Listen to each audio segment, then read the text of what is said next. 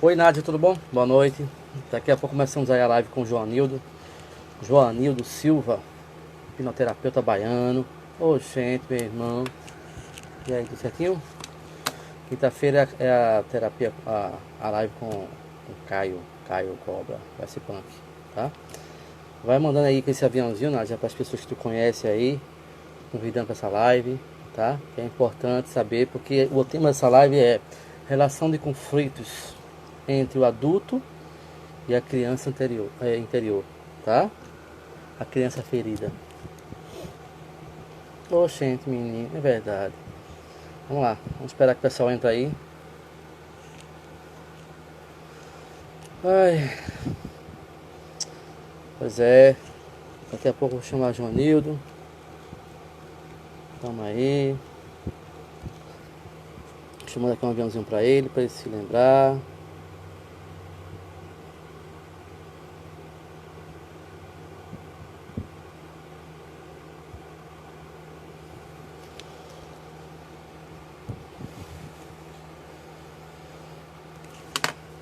E aí, tomando um chazinho aqui de camomila. Vônei, boa noite, tudo bem? Acho que o Vônei é amigo da Marina, né? Vocês estudaram juntos, foi? Marina, minha esposa.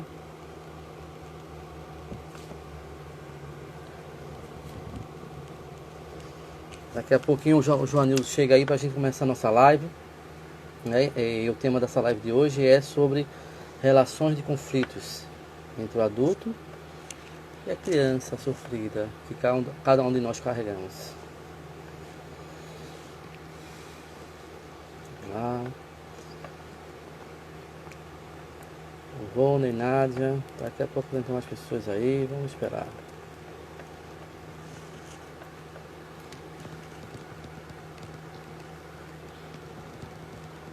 Augusta. Olá, Augusta. Boa noite, tudo bom? Esse tema de hoje é muito importante, viu? É sobre relações de conflitos do adulto e a criança interior que nós temos. Interpretar as emoções, as demandas emocionais que carregamos. Vamos lá. Ô, Mal, vem cá. Tá, deixa eu falar. É ao vivo é assim mesmo. Então, vou esperando aqui alcanalizante, né? Esse aqui é o de camomila, eu tô tomando hoje. Eu gosto mais de café, né? Na verdade, eu sou um café. Como é? Eu sou viciado em café, vamos lá. Então, hoje eu optei pelo chá. Né? Nesse momento de quarentena é importante a gente sempre dar uma equilibrada. Enquanto o Joanildo não chega aí, vamos falar sobre como é que está esse momento de quarentena para vocês aí. Volta para mim. Nós estamos se virando nos 30 aí nesse momento. Quem tem uma vida ativa, como é que está o processo, né? Quem já fica em casa mais sozinho, aí não sente tanta diferença, né? Boa noite, Augusto.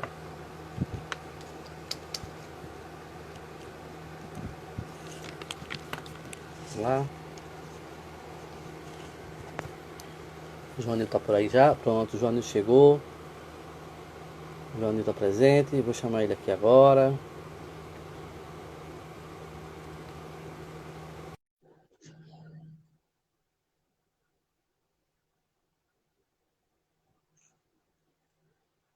Ele tá só.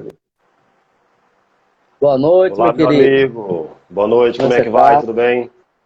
Melhor agora Bem, com sua graças a presença Deus. aqui. Bacana. Muito Ok. atendimento online? Muito atendimento online? Você faz atendimento online? Ah, deu uma cortada, não consegui pegar teu áudio por completo. Tá. Faz atendimento online? Ah, olha, atendimento online, em função dessa quarentena, nós estamos abrindo a possibilidade do atendimento online, só que é um pré-atendimento. Ou seja, nós fazemos Exato. a anamnese, uma entrevista e agendamos para o momento posterior. Então, após essa quarentena, é que nós faremos o segundo atendimento, agora sim, presencial. É isso que eu estou fazendo. Eu estou fazendo a anamnese justamente online, para ir quebrando um pouquinho a ansiedade do cliente, né? Mantendo ele mais tranquilo, para depois que passar esse processo aí, a gente marcar o atendimento presencial. Bom, meu querido, eu vou me apresentar para quem não me conhece aí, para a gente já começar nossa missão, né? Passar conteúdo relevante para as pessoas aí nesse processo, principalmente nesse processo de quarentena, não é verdade? Eu sou o Raimundo Júnior, para quem não me conhece, sou hipnoterapeuta aqui em Recife, né? Recife e Vitória, tem 2 cidades. E o nosso convidado de hoje é o Joanildo Silva. Ele é instrutor de hipnoterapia, hipnoterapeuta, palestrante e aí vai. Meu amigo, a bola é sua agora.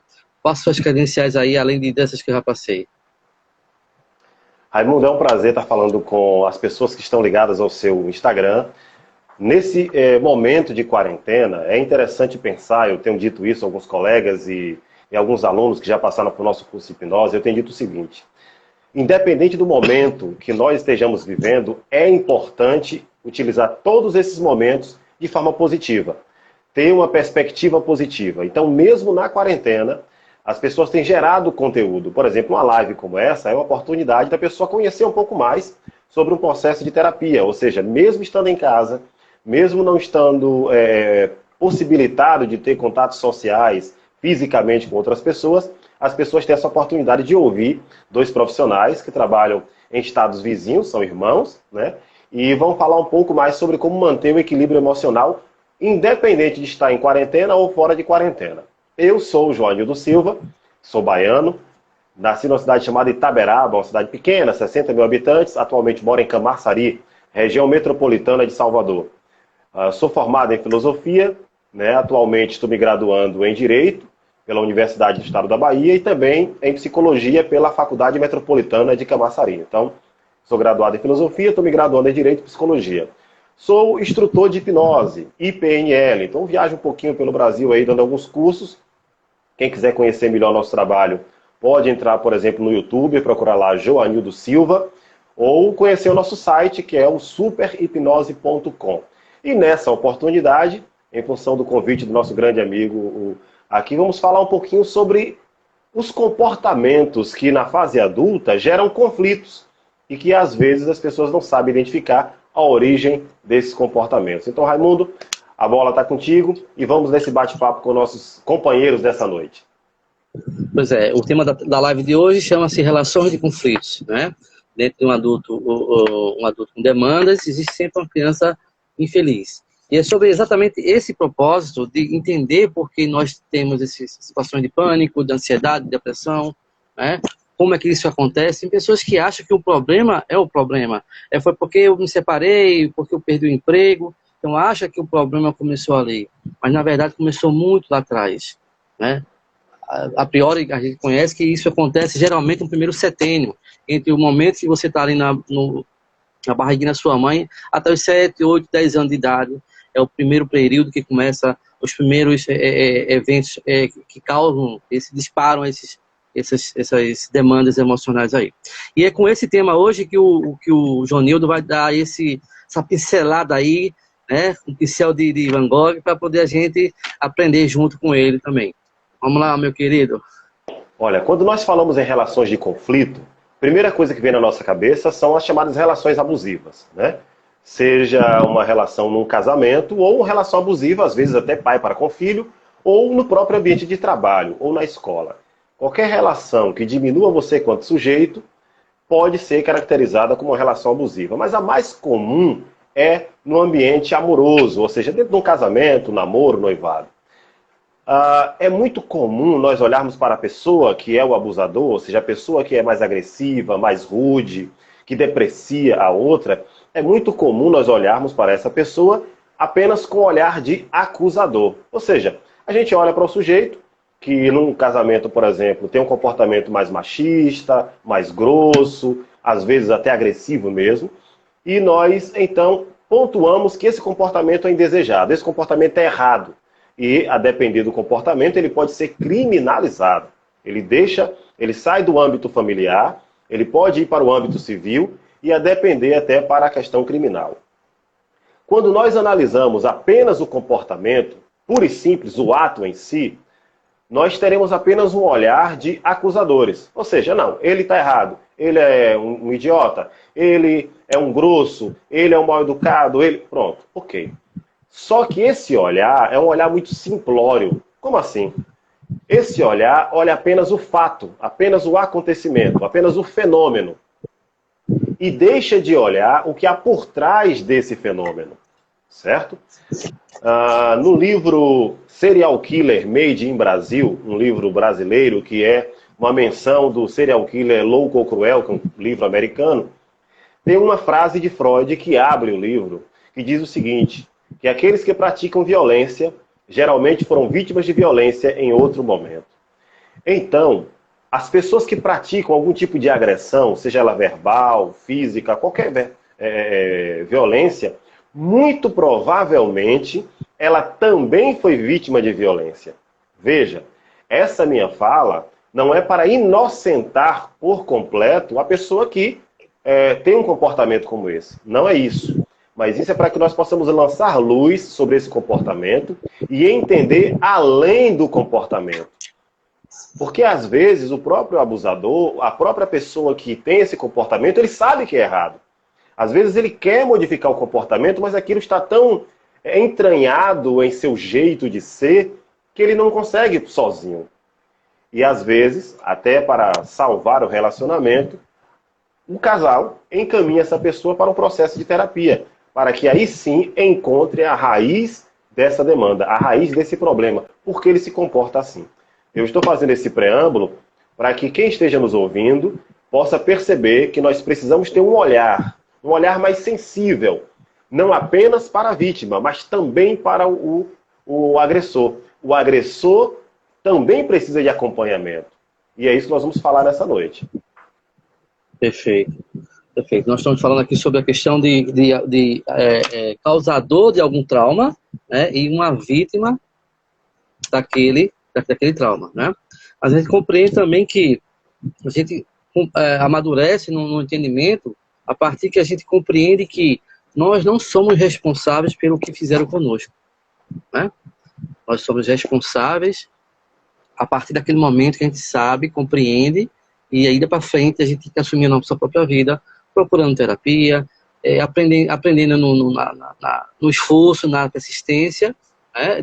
Tem várias formas de se sobressair sobre esses traumas, não ficar se lamentando, não ficar se vitimizando, porque isso não vai levar em nada. Então a gente tem que matar essa vítima, né, e renascer um herói aí para poder enfrentar a vida.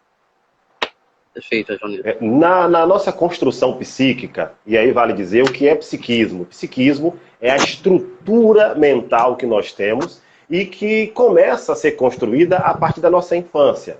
Tá? Na psicanálise, quando nós falamos em psiquismo, estamos falando de algo que é a nossa psique, desde o início da nossa gestação até a nossa morte. Isso é o nosso psique, é o nosso desenvolvimento psíquico.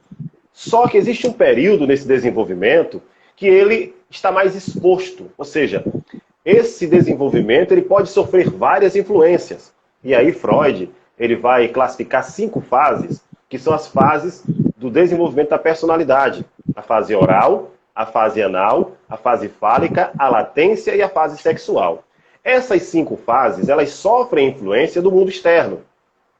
A grande questão é que, às vezes, o sujeito, hoje adulto, ele tem um comportamento que pode ter nascido em uma dessas fases, e aí é necessário fazer um resgate emocional para encontrar a origem dessa demanda e, então, fazer um tratamento. Nós estamos falando aqui em relações de conflito, mas o conflito pode nascer de várias demandas. Outro dia eu estava numa cidade no Rio Grande do Sul, uma cidade pequena, e uma pessoa que tinha uma compulsão alimentar, ou seja, ela comia em excesso, e ela sabia que comia em excesso, ela queria resolver essa demanda. Então, nós começamos a conversar. E eu perguntei para ela o seguinte, na verdade foi numa festa de aniversário, né? Então não foi nem num set terapêutico, foi numa festa de aniversário. E nós estávamos sentados à mesa, e eu perguntei para ela o seguinte, como é que você sabe que você tem compulsão? Ela disse, não, porque eu como demais. Aí eu disse, o que mais? Ela disse, eu também fumava. Aí, opa, ela come demais e ela também fumava. Mas eu não perguntei se ela fumava. Aí eu percebi o seguinte: ela está ligada a uma fase no desenvolvimento psíquico que Freud vai chamar de fase oral, ou seja, está ligada à boca. Ou ela come muito, ou ela vai beber, ou ela vai fumar. Na hora eu perguntei para ela o seguinte: tem como você perguntar à sua mãe se você foi amamentada? E ela disse tem. A mãe dela estava na outra mesa. E ela perguntou: minha mãe, eu fui amamentada quando pequena? E a mãe falou: não, você não foi amamentada porque eu não tinha leite para lhe dar. E ela olhou para mim e falou assim: Joanildo, eu não fui amamentada. E curiosamente, eu também não amamentei meus 2 filhos. Ela teve 2 filhos. O primeiro filho ela não teve leite, né, não teve como amamentar. E no segundo ela não conseguiu se sentir bem para amamentar. Aí eu percebi o quê? O trauma de não ter sido amamentada foi replicado, ou seja, foi repetido na hora que ela se tornou mãe por 2 vezes. Observe que naquele momento, e aí eu estava no ambiente, não tinha som, né? Estava sem som, estava tranquilo até, apesar de ser no finalzinho da festa. E eu resolvi fazer um processo terapêutico com ela ali mesmo. Eu fiz uma técnica onde nós acessamos essa criança que não tinha sido amamentada e nós fizemos esse processo de fechamento dessa fase. E depois disso, ela me disse que está muito bem, comendo bem menos, está se sentindo muito bem. Mas um dos problemas que fez com que ela buscasse modificar isso é porque no relacionamento amoroso dela com o esposo, estava começando a ter conflito. Por quê? Porque ela estava muito acima do peso. É interessante perceber, gente, que às vezes as relações de conflito, elas podem ser por vários fatores. E nem sempre nós sabemos a origem desse fator. Por isso é importante um olhar para além do fenômeno, ou seja, para além do que a pessoa diz, para além do que ela exterioriza. Existem coisas ali que fazem parte da história do sujeito e é preciso conhecer essa história para que a gente possa fazer essa mudança. Perfeito. Perfeito. Compreendendo exatamente que não é porque aconteceu com essa moça dessa forma que todo mundo que é obeso, que tem compulsão alimentar ou vai que ter fuma, a mesma origem, né? Exatamente. Fantástico. Ô, Joanildo, me fala um pouco sobre a questão da convivência da criança, desde a época da vida ainda intrauterina, né, aos primeiros 1000 dias de vida, são essenciais para fortalecer a personalidade daquela criança, para não se tornar um adulto traumático, vamos lá, digamos assim. Olha, quando nós falamos em criança, às vezes a pessoa imagina que a criança, nós podemos chamar assim, a partir do nascimento com vida, né? No Código Civil a gente vai chamar de nascituro. O nascituro é aquele nascido com vida, ele passa a ter personalidade jurídica. Só que, quando nós falamos em psiquismo, estamos falando desde a barriga da mãe. Por quê? A criança no ventre da sua mãe, ela não tem essa cognição de entender o mundo como nós entendemos hoje. No entanto, ela sente o mundo. Ela não entende de forma cognitiva, mas ela sente de forma visceral. Então, se a mãe sofrer maus tratos, se a mãe for vítima de violência física ou psíquica, ela também será vítima dessa mesma violência. E essas marcas podem já começar a partir do 3º mês, por exemplo. Por quê? Porque a estrutura neural da criança começa a se fechar a partir do 3º mês no ventre materno. Ok? Ok. Então, a partir do 3º mês, um abraço à nossa amiga Cleide aqui, que amanhã farei até uma live com a Cleide de Itaberaba, grande pedagoga. E justamente a partir do 3º mês, então ela começa a sentir e ser impactada por esse ambiente externo, o convívio de mamãe com papai. Quando ela nasce, aí começam então essas fases psicossociais, onde Freud vai destacar essas 5 fases. Para cada fase existe um impacto, para cada fase existe um desenrolar.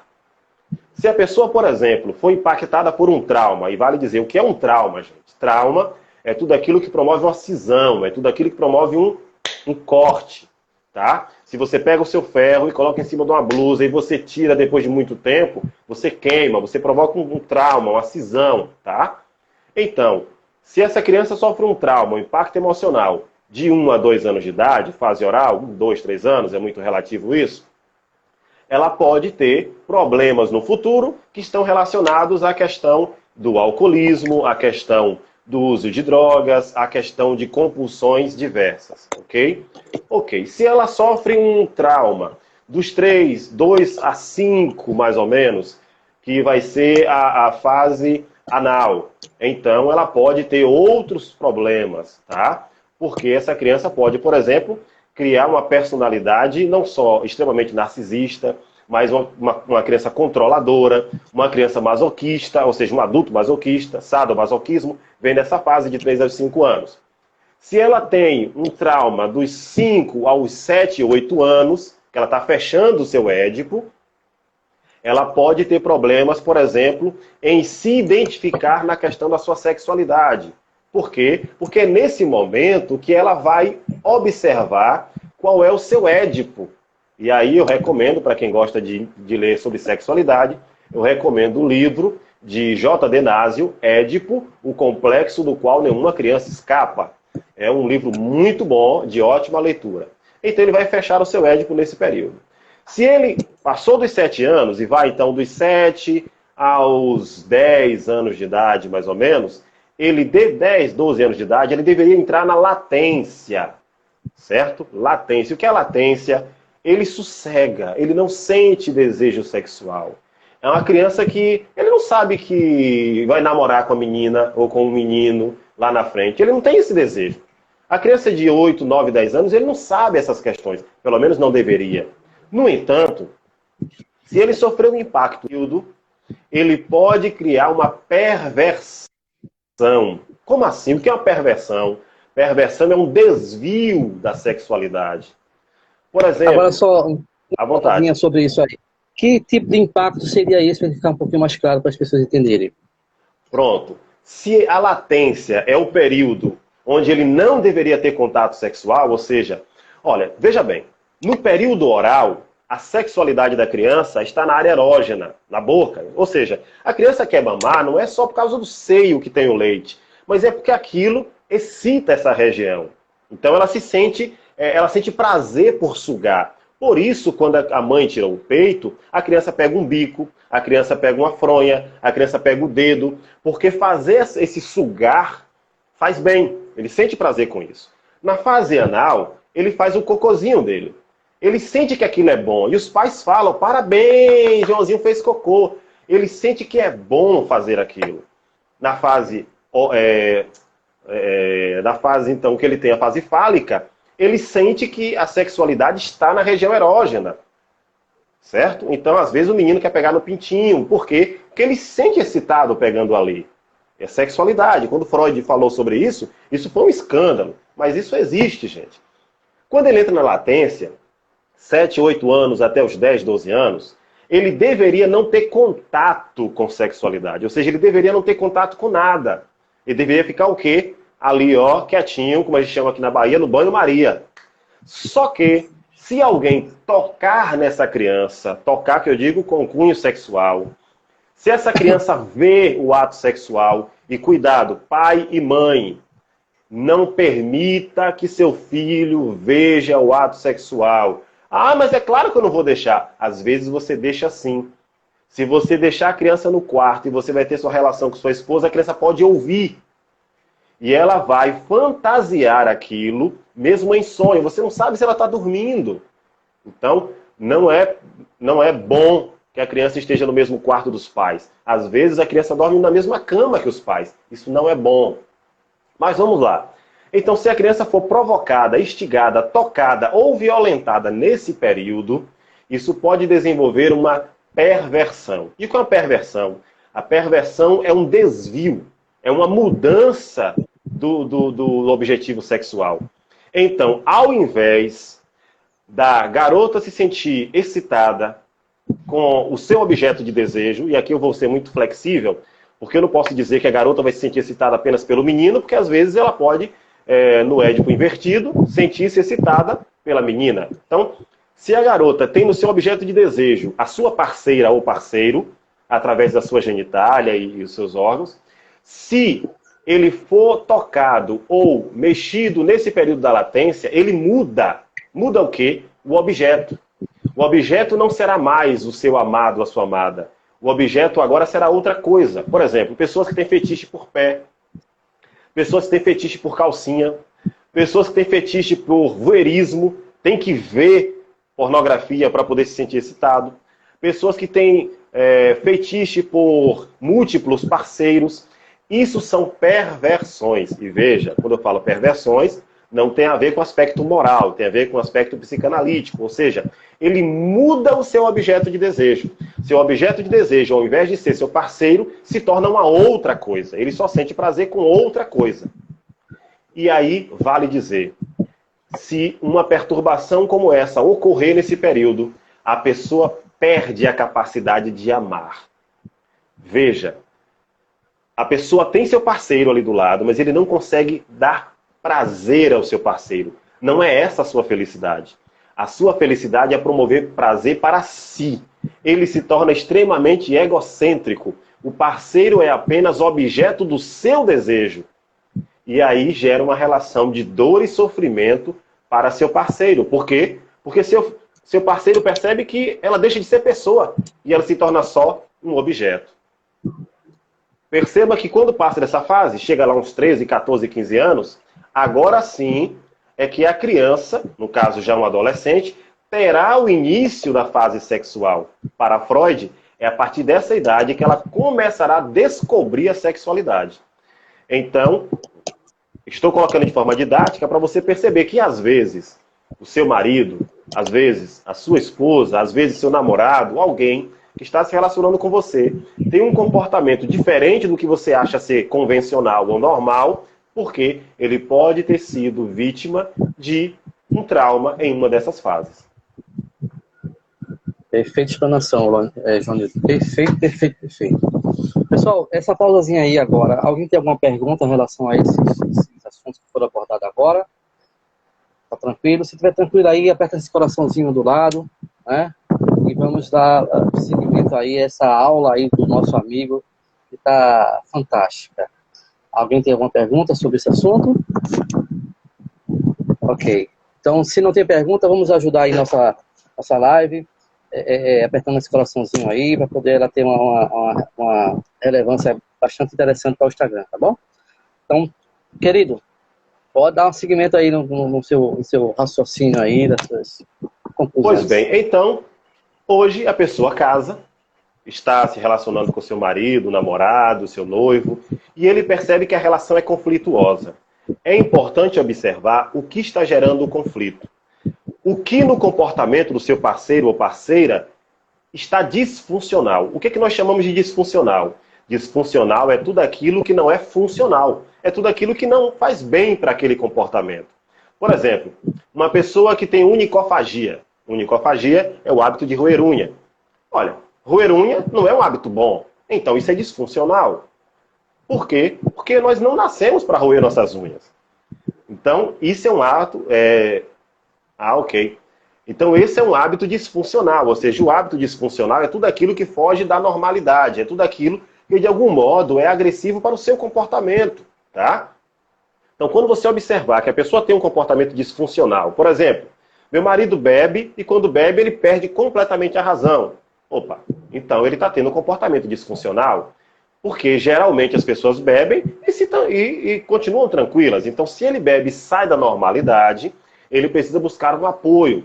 E o apoio vem através da psicoterapia. Tem que se encontrar, e aí deixa eu contar para você aqui um relato que ocorreu com um cliente meu há quase 30 dias atrás. Eu estava na cidade de Caxias do Sul, no Rio Grande do Sul, fazendo atendimento, porque eu atendo em Salvador, atendo em Feira de Santana, aqui na Bahia, em Tocantins, em Araguaína e no Rio Grande do Sul, em Caxias do Sul. Então eu estou sempre nessas cidades fazendo atendimento. E eu estava em Caxias do Sul atendendo, era um odontólogo, que era até uma pessoa bem sucedida, mas em função do alcoolismo perdeu a sua clínica, entrou e faliu. Tá? E ele bebia, e quando bebia, perdia completamente a razão. E procurou a terapia para poder resolver essa demanda. Quando nós fizemos o processo, ok, a Estela Lorenzo, atendo por agendamento, tá, Estela? Então entre em contato no direct que a gente conversa depois, tá bom? Então o que ocorre? Quando ele percebeu que estava perdendo o controle de si, entrou em contato conosco, marcamos o atendimento, fizemos atendimento com ele lá em Caxias. E ele sabia que a bebida fazia mal para ele, ele sabia que aquilo estava prejudicando o seu comportamento, ele já tinha perdido o primeiro casamento, estava perdendo a guarda do seu filho, perdeu a sua primeira clínica, mas ele sabia disso e continuava bebendo. Quando nós fizemos o processo de terapia, nós percebemos que aos 7 anos de idade, deram bebida para aquela criança, contra a vontade da criança, e a criança foi obrigada a beber. O interessante é que na hora da sessão de terapia, ele dizia, não quero beber isso, o gosto é ruim, mas deram bebida para a criança. Gente, quantas vezes você que é pai e é mãe, já colocou a criança no colo de Papai Noel? Não, você vai sentar no colo do Papai Noel, a criança não sabe o que é aquilo, a criança é pequena, e você empurra ela no colo do Papai Noel. Ah, tem o coelhinho da Páscoa. O coelhinho da Páscoa. Aí. E pode falar, pode falar. Vamos também ampliar esses exemplos para as pessoas entenderem que não é só o Papai Noel, não é só uma bebida. É você forçar uma criança a comer além do que ela já está. Sim, também. Você forçar uma criança a fazer uma tarefa escolar. Né? Porque que acontece? Toda forma que você força, você exige, você reprime, a criança não solta, ela não se entrega e aí trava. Pode continuar, querido. Olha, a Cleide colocou o seguinte, me faz pensar aqui nos traumas que carrego consigo mesmo. Sim, também. Nunca havia pensado sobre essa ótica. Sim, nós pais e mães temos a boa intenção de criar nossos filhos. Geralmente o pai e a mãe não promove o trauma porque quer. Não é porque ele quer. Às vezes ele foi formado daquele jeito, o pai e a mãe dele ensinou daquele jeito, ele só sabe ser daquele jeito. No entanto, a psique da criança não entende aquela demanda. O que seria uma demanda comum, o que seria um ato comum, você coloca uma carga emocional muito forte, e vale dizer, eu esqueci o nome do autor, mas ele é autor do livro Em Busca da Memória, ele fala sobre como se cria conexões neurais.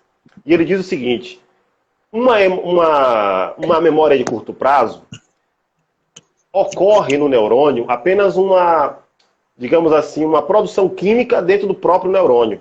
Ali é uma memória de curto prazo. Se você tiver um impacto emocional em cima de um determinado ato, você não gera apenas uma produção química dentro do neurônio. Você cria sinapses, você cria conexões nervosas. Um neurônio se liga a outro e isso gera uma memória de longo prazo. Então, se o pai chega para a criança e diz assim, olha, vá comer. Ah, não quero não, meu pai. E você dá um tapa na criança para que ela coma, aquele tapa vai gerar uma carga emocional. E o que seria apenas uma memória de curto prazo, ou seja, eu comi contra a minha vontade, porque papai falou coma, ao invés de ser uma memória de curto prazo, aquilo vira memória de longo prazo. E ele vai levar isso para a vida toda. Ô, querido, ressaltando somente que a gente entende que não é só um tapa, só a forma de falar de um tom mais forte, mais alto, já gera impacto, não precisa ser o fato de bater, né? Porque tem gente que fala assim, ah, mas eu só grito, eu não bato. Tem que compreender o contexto em geral, né? Prossiga aqui. Olha, a Karine colocou aqui, estou aprendendo muita coisa. Sim, a Cleide colocou as memórias. Isso, verdade, Cleide. Então, quando há uma carga emocional intensa, o que seria apenas um processo bioquímico dentro do neurônio se torna uma sinapse e gera uma memória de longo prazo. Tá? Você vai encontrar isso, por exemplo, no livro Em Busca das Memórias. Eu esqueci o nome do autor agora, me perdoe. Tá? E o que ocorre é isso. Esse sujeito, ele vai ficar um adulto, ele vai virar um adulto em determinado momento. E ele vai levar para a fase adulta essas memórias, essas lembranças que são, às vezes, até sinestésicas. Gente, eu já peguei casos de mulheres que tinham dificuldade em ter relações com seus esposos, porque na hora que o esposo a tocava, ela se sentia, ela se contraía. O vaginismo, por exemplo, nasce disso. O vaginismo pode nascer quer dizer, nasce de traumas emocionais, às vezes o abuso sexual, às vezes questões morais, e a contração do músculo da vagina, isso faz com que a mulher tenha dificuldade na hora da penetração. Não há o relaxamento muscular. Isso provoca, às vezes, rompimento amoroso. Porque o parceiro não entende. Ele acha que a mulher não quer ter relação com ele, e às vezes isso gera briga, e a falta de compreensão acaba gerando, então, o fim, o término do relacionamento. Então, já há casos, por exemplo, que nós tratamos vaginismo, ou até mesmo essa repulsa que a parceira tem para com seu parceiro, você consegue dar conta dessas demandas através da psicoterapia, porque muitas vezes, isso foi oriundo ou de um trauma, que geralmente é um abuso sexual, que gera uma memória sinestésica, ou seja, a memória não fica apenas aqui não, gente. A memória também vai para o corpo. O nosso corpo tem memórias, tá? Por exemplo, tem pessoas que não gostam de ser tocada no ombro. Porque isso pode ser que você estava em um velório, por exemplo, e as pessoas ficaram lá, ó, oh, meus pêsames, seu pai morreu, meus pêsames. E você vai sentindo aquela carga emocional, que vai linkando em parte do seu corpo, porque seu corpo vai lembrar disso. E em um determinado momento alguém toca, oh, como é que você está? E você se sente para baixo. Então, seu corpo também tem memória. Se você não sabia disso, saiba disso. Seu corpo fala, né? O corpo fala. O corpo expressa para você aquilo que está sentindo. Então, a Andresa colocou aqui. Quer ler ou quer que eu leia? Pode ler, pode ler. A Andresa colocou assim: minha filha presenciou uma discussão minha com o pai. Dela com 4 anos ficou sem ar. Hoje, diante de uma situação de medo, ela reage da mesma forma, com falta de ar. Seria essa a explicação? Ótima questão. A filha, quando ela se sente pressionada ou vê uma situação parecida, o que é que o cérebrozinho dela faz? Associa. Gente, antes do behaviorismo, existia uma corrente teórica na psicologia chamada associacionismo. A nossa mente associa, ok? Associa. Eu vou contar para vocês uma história que aconteceu comigo, com a minha filha. Minha filha tem 8 anos hoje, tá? A avó dela, no caso a mãe da minha esposa, faleceu, acho que tem uns 5, 6 anos, eu acho, tá? Então minha filha tinha nessa época, eu acho que 3 anos. Se eu me perder nas datas, me perdoe, tá? Mas ela tinha mais ou menos uns 3 anos. Então ela era muito pequena e ela viu a avó, né, na sala da casa, que no interior é assim, a gente vela o corpo na sala, né? E depois nós levamos o corpo da avó para o sepultamento. Tudo bem. Passa um tempo. Um dia, minha filha em casa, com 5 anos de idade mais ou menos, ela chega, pega um quebra-cabeça, vai para o meio da sala, joga as peças do quebra-cabeça sobre ela e diz assim: olha, tô brincando de vovó, tô brincando de vovó. Eu parei, chamei minha esposa, olhei e falei assim: você entendeu o que ela está fazendo aqui? E a minha esposa ficou pasma com a situação, porque ela representou com as peças do quebra-cabeça, que na cabecinha dela poderia ser flores, por exemplo, a avó deitada com aquilo sobre ela.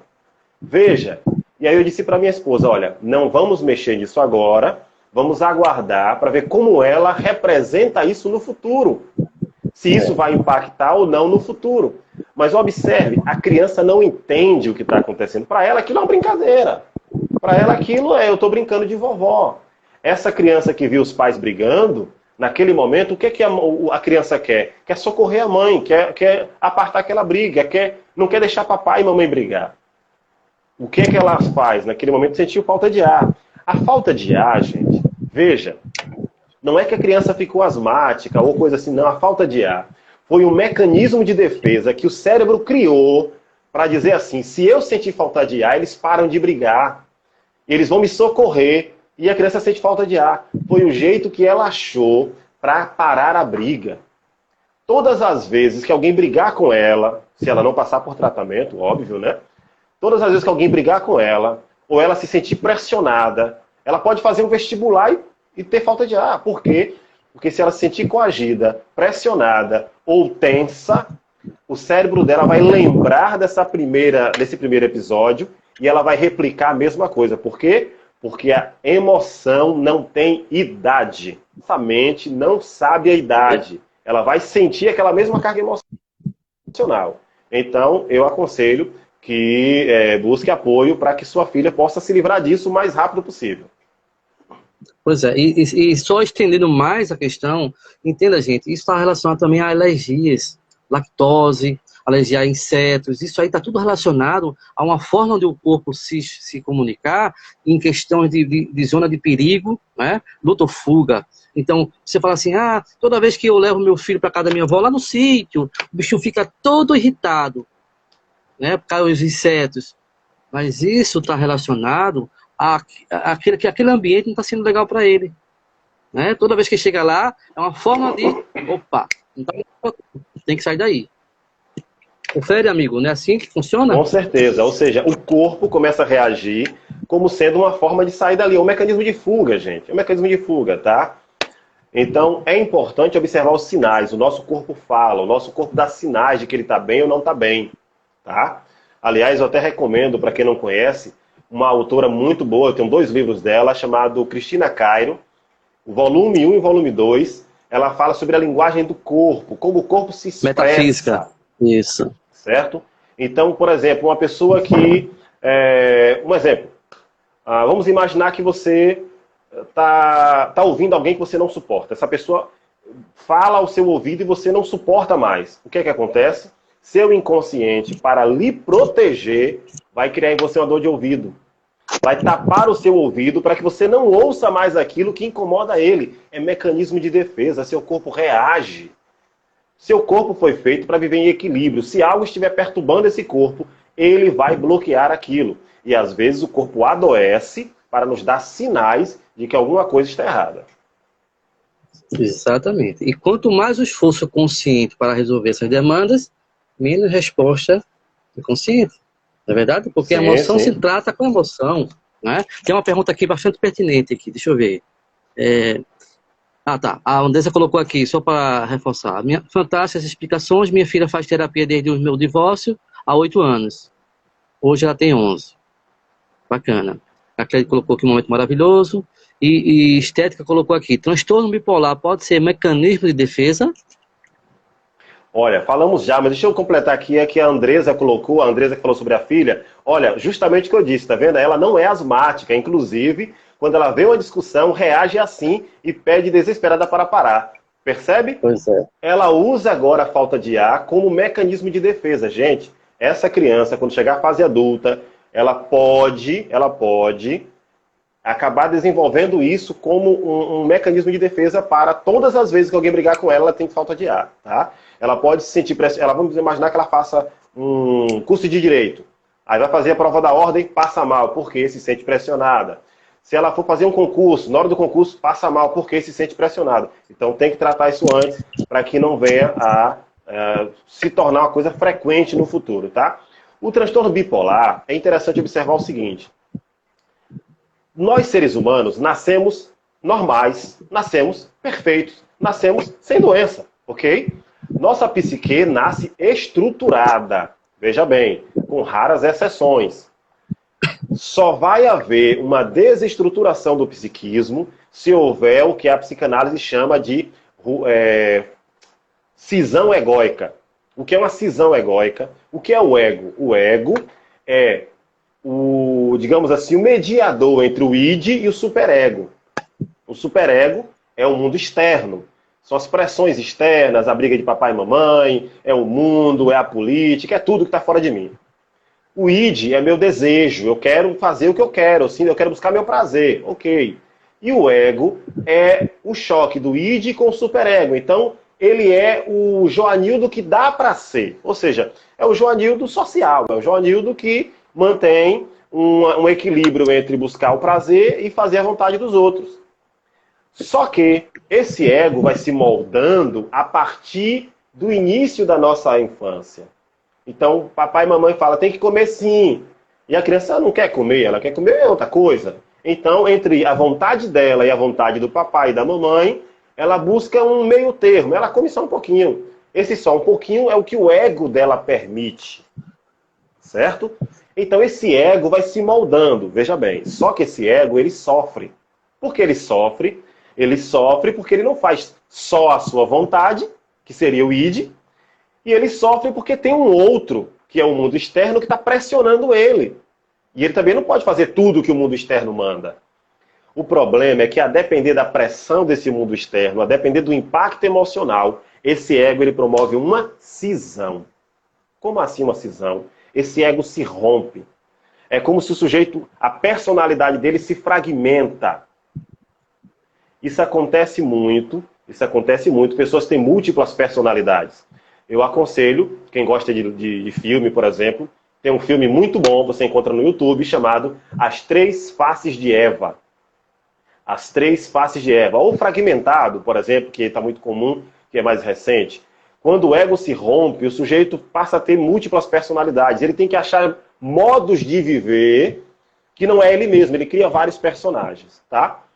Então, se nós nascemos perfeitos, toda e qualquer patologia psíquica, todo e qualquer transtorno emocional não nasceu conosco. Se não nasceu conosco, gente, é possível ser tratado sim. Por sinal, nesse filme As Três Faces de Eva, um psiquiatra, se eu não me engano, que também é hipnoterapeuta, ele consegue mediar a Eva, que era uma mulher do lar, né, como diria o pessoal, né? Aquela mulher de casa, doméstica, aquela mulher antigamente.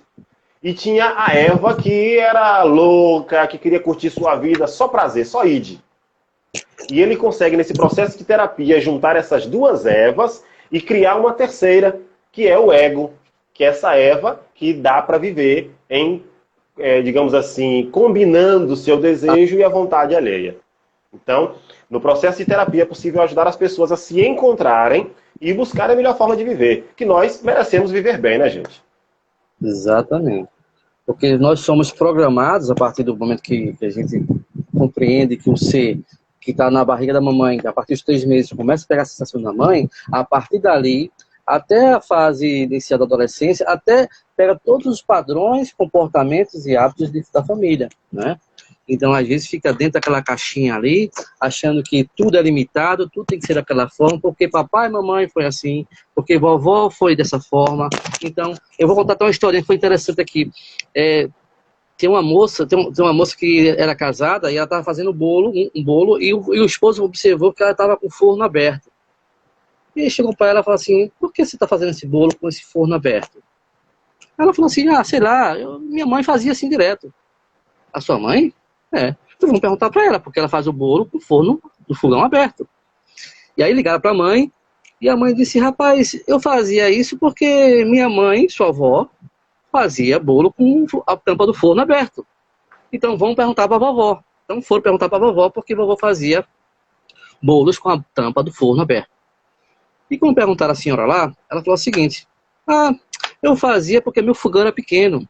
Então, como a família era grande, o bolo tinha que ser grande. E eu deixava aberto porque o forno era pequeno.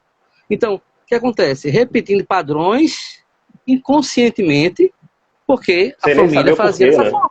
Exatamente. Veio uma pessoa de fora que se incomodou com aquele processo, aquele hábito, e aí questionou. Quando questionou, foi que chegaram na fonte. Então, exatamente, isso é uma historinha sobre o bolo, mas está relacionado a toda a tua vida, né?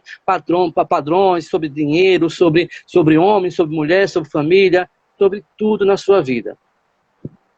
Olha, a Andressa colocou aqui: queria poder voltar no tempo com a compreensão que eu tenho hoje do emocional. Teria evitado muitas fragilidades emocionais da minha filha. É verdade, tá, Andressa? Infelizmente, às vezes nós cometemos erros. Os erros, apesar de serem cometidos por nós hoje, ou na época que foram cometidos, vale dizer o seguinte: olha, não se culpem pelos erros que vocês cometem, tá?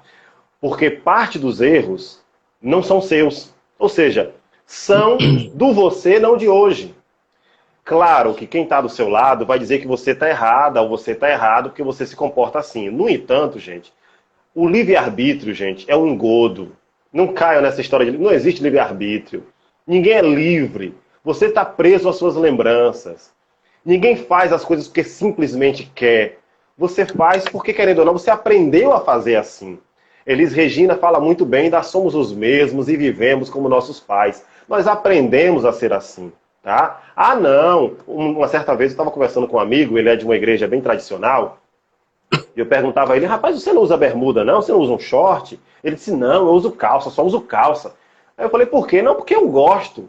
Aí eu falei assim: na sua igreja pode-se usar bermuda? Não, lá só usa calça. Eu falei: então você não gosta, você aprendeu a gostar, entende?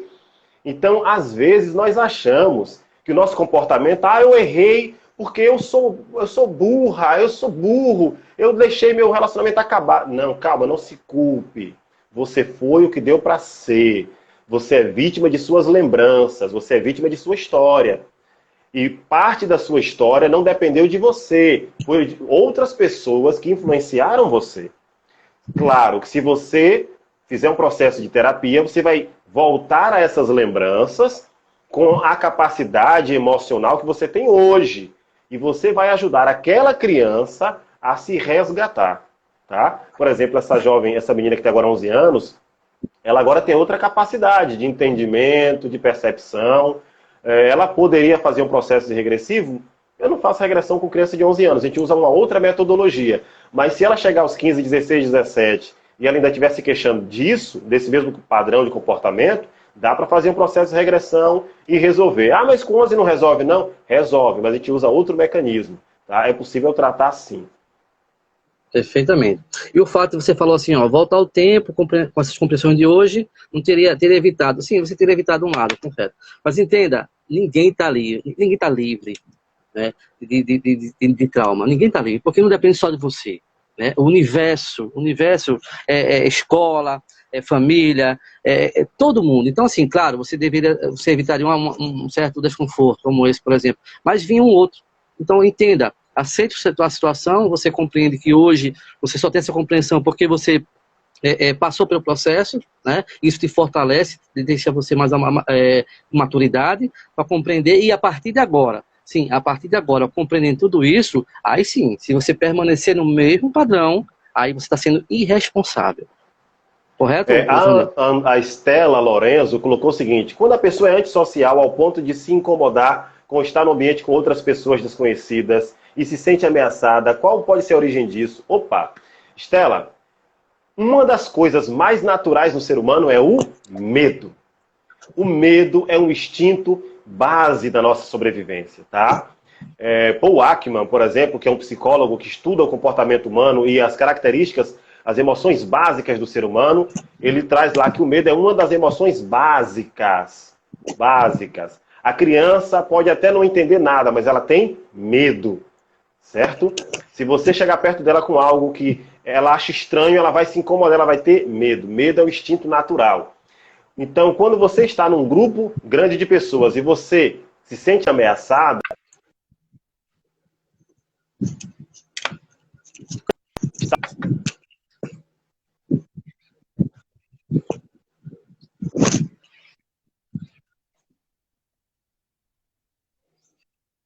vai repetir o padrão. Todas as vezes que ela se vê em uma situação parecida com a original, ela vai sentir que aquilo é uma ameaça.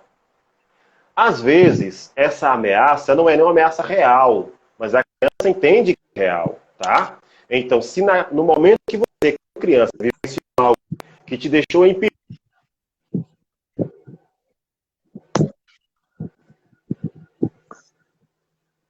Eu acho que a conexão do Joanil tá falhando. Vocês estão me escutando bem aí, pessoal? Acho que ele tá...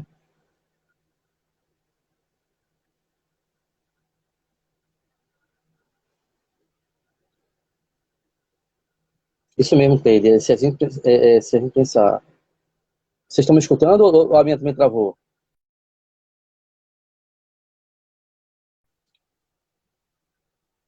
Oi, estão me vendo? Estão me escutando bem? Tá tudo tranquilo aí?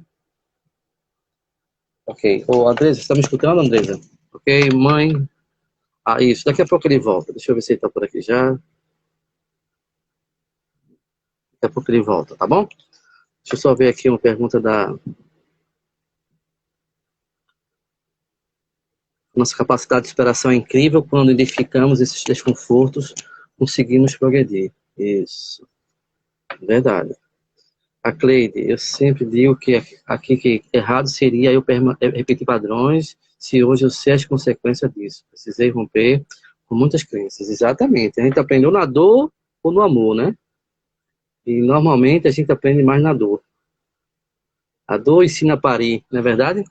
Já dizia minha mãe, que ela está aqui nessa live hoje. Ah, deixa eu ver mais aqui. Daqui a pouco o Joanildo volta. Olha, se tiver mais perguntas aí, vocês podem mandar, porque se daqui a pouquinho eu preciso encerrar essa live para ficar gravada, tá certo? Vai ficar gravada, mas a gente vai reiniciar outra live para esclarecer algumas outras coisas. Se tiver perguntas, a gente vai reiniciar uma outra live, tá bom? Vou chamar o Joanildo aqui agora para poder a gente concluir.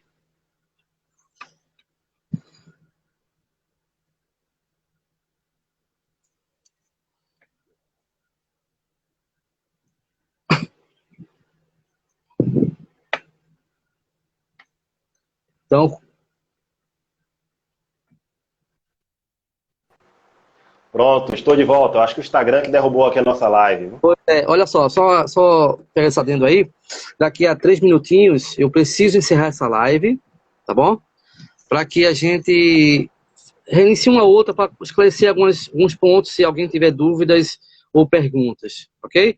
E mediante isso aí vocês vão concordando. Se vocês concordarem, coloca um legal e dá uns coraçãozinhos aí do lado para a gente ver se tá sendo legal. Continuar. Estou Johnildo? aqui. Tá travando tua imagem, mas vamos lá. Eu acho que Em Itaberaba, a nossa amiga Carmen colocou o seguinte, que ela tinha dificuldade de lidar com o não. E hoje ela já consegue lidar com isso com mais facilidade.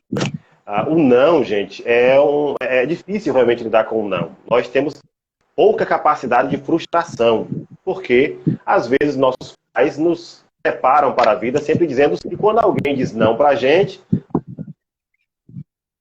se sente frustrado, se sente tolhido, se sente castrado, como diria a própria psicanálise. Mas é importante também fazer a criança aprender que nem tudo é possível.